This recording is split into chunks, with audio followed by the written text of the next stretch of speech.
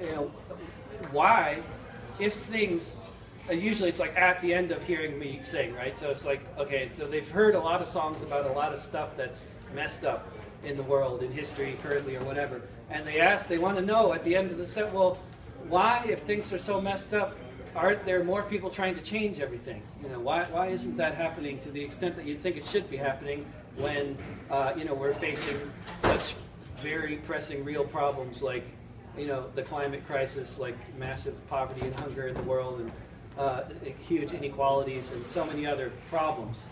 And I think actually the answer is deceptively simple, and basically comes down to one basic concept, which is that in order for social movements to blossom and to grow and to actually happen, you need to have more than just the conditions. You know, the conditions being whatever, you know, poverty or a war or a climate crisis or whatever it is that people might be opposing. You know, you need more than just the conditions. You need the thing that the one thing that you can't do much of anything about to really nail down. You need a sense of optimism on a massive scale. And whenever there's that sense of optimism on a massive scale, social movements will happen.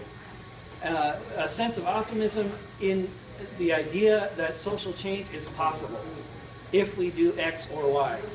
You know, that there is some kind of formula or some kind of strategy or tactic to follow to make social change happen when there's that sense of optimism. So then you have things like Tahrir Square, or Occupy Wall Street, or the peasant rebellions of 1848, or any number of other things where it just spreads and it just comes out of nowhere, and most people never would have thought it was about to happen. And very few people, or anyone, predicted most of those things when they happened. A lot of people could have said, we're sitting on a powder keg here in Egypt, or here in you know, Cleveland or whatever, but they didn't know when things were going to kick off or what form it might take or whether it would succeed or fail. But you never know. And the thing is that when people get engaged on a large scale, anything is possible. And I was sitting in. I was surrounded by riot police, which happens a lot, you know. I was surrounded by riot police in Tampa, Florida during the Republican National Convention. You know, riot police surround you for lots of different reasons, like you exist, for example. That's the main thing, you know. And there's protesters, they have signs, let's surround them. You know, so I was standing with a guy, and half the people who came to protest in Tampa, literally half the people, there were only like 300 people there protesting, and half the people came from New York City, from Occupy Wall Street.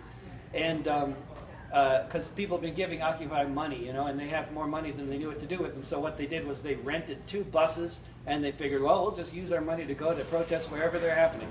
And so that's what they've been doing with their extra money in their bank account, taking these buses wherever people want to go. So they were in Florida, and I was standing with this young guy from New York, and he was saying, are all these cops here just because of us? And I thought, well, you know, that's not exactly true. You know, no, they're not scared of the 150 of us in this demo. They're scared of something bigger than that could happen. Like if the locals get involved, for example. And I wrote this song.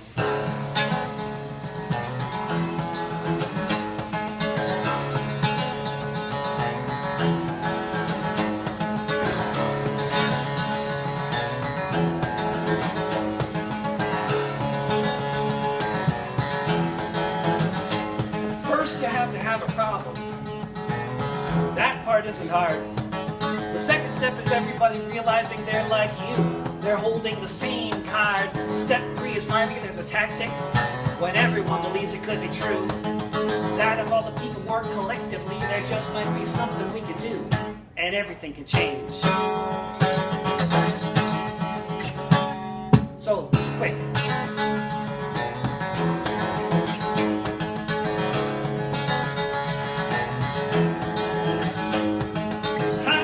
Businessmen and TV sets will try hard to make sure it isn't so. You don't have a problem. And if you do, it's not the same problem. And if it is, well, there's just nowhere you can go. But it's happened many times. The history is rich, though we easily forget how a meme can take hold and grab you, how it can spread out like a net, and everything can change.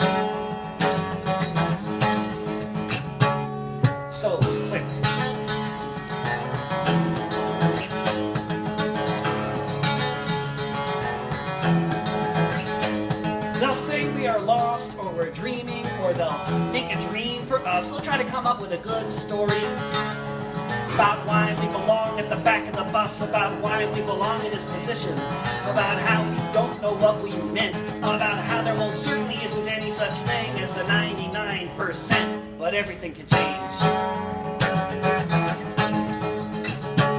So quick.